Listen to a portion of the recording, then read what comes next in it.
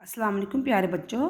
Class चहारम की उर्दू इस class 4 की उर्दू की हमने हमत कंप्लीट हमारी हो गई, एक्सरसाइज भी हो गई और उसकी सारा तशरीह वगैरह भी हो गई। अब हम जो दूसरा टॉपिक है हमारा नात, इसके हमने कल नए अल्फाज और जुमले कर लिए हैं। तो इसकी हमने कल अल्फाज जुमले किए, आज हम इसकी मैं आपको ये पढ़कर सुनाऊँगी और साथ में इसकी हम तशरीह करेंगे। नात है, नात प्यारे बच्चों वो नज़म होती है जिसमें हम हुज़ूर पाक सल्लल्लाहु अलैहि वसल्लम की तारीफ़ करते हैं। सही।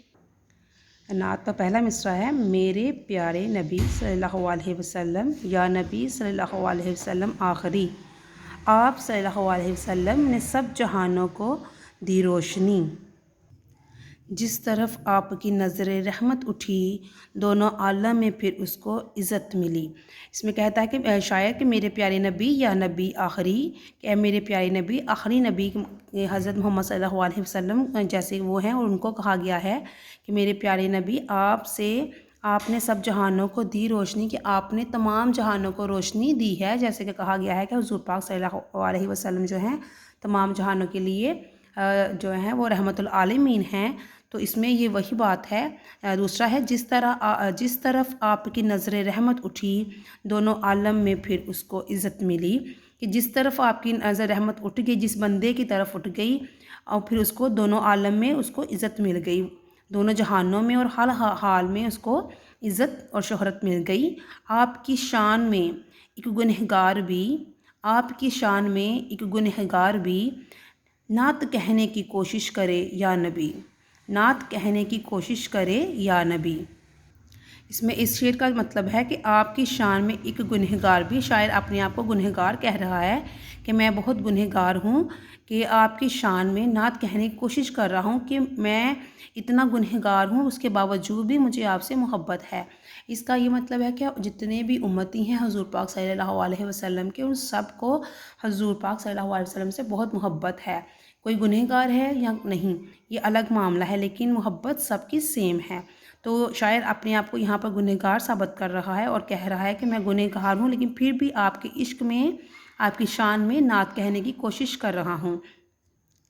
आपकी अज़मतों से मैं वाकिफ़ नहीं, आपकी अज़मतों से मैं वाकिफ़ नहीं, फिर भी चाहूँ करूँ मैं सना आपकी, फिर भी चाहूँ करूँ मैं सना आपकी। कि आपकी अज़मतों से मैं वाकिफ़ नहीं, इसमें शायर कह रहा है कि ये सब कुछ बता रहा है पहले कि आपने जहाँ पे नज़र कर दी, वो फिर उस हाल में वो इंसान को दोनों जहान में इज़्ज़त मिल गई।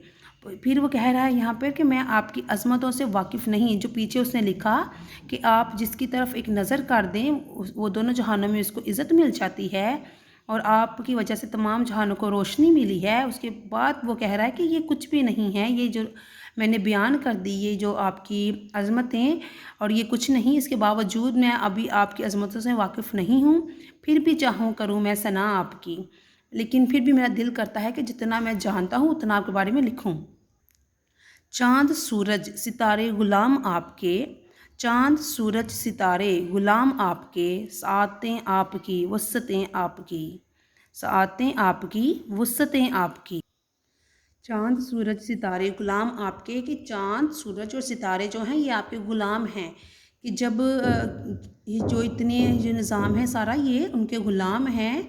सातें आपकी, के लम्हे, और जो एक एक लम्हा है वो भी आपका, और वसतें आपकी, कि आपकी जो सातें हैं जो वो भी लम्हे, हर एक लम्हे में आपका ज़िक्र है और फैलाव है आपके ज़िक्र का, आपकी शान का बहुत फैलाव है, कोई हद नहीं है।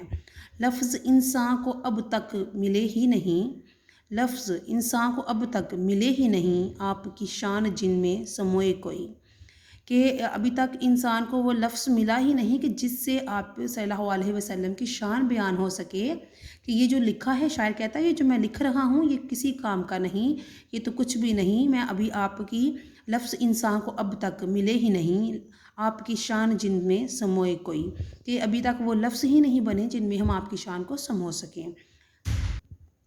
जितनी नातें हैं अब तक भी लिखी गईं, जितनी नातें हैं अब तक भी लिखी गईं, आपकी एक अदा तक न पहुँची अभी, آپ کی ایک ادا تک نہ پہنچی ابھی، کہ جتنی بھی جو نعتیں لکھی ہیں اتنی نعتیں لکھی ہیں اور حضور صلی اللہ علیہ وسلم کی شان میں لکھی جاتی ہیں کہ جتنی بھی شاعر اس میں کہہ رہا ہے کہ یہ نہیں کہ جو میں نعت لکھ رہا ہوں، جتنی بھی نعتیں آج تک لکھی گئی ہیں ان میں ابھی تک کوئی ایک نعت نہیں ایسی کہ جو آپ کی ادا تک پہنچ چکی ہو، کہ ایسے شاعر کہتا ہے کہ ایسے لگتا ہے کہ ہم جتنا بھی لکھ لیں کم ہے، جیسے اس نے پچھلے شعر میں کہا تھا کہ ابھی تک وہ لفظ ہی نہیں ملے جس میں آپ کی شان ہم سمو سکیں۔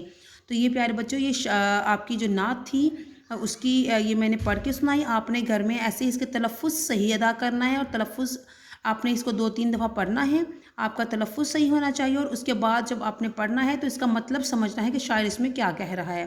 اس کے بعد نعت کے بعد اگلے جو سوال جو ہم کل کریں گے، آج آپ نے گھر میں اس کو 2-3 دفعہ پڑھ کر اس کی تشریح جو ہے وہ آپ نے خود سے دیکھنا ہے کہ اس شعر میں شاعر کیا کہہ رہا ہے۔ ٹھیک، اللہ حافظ۔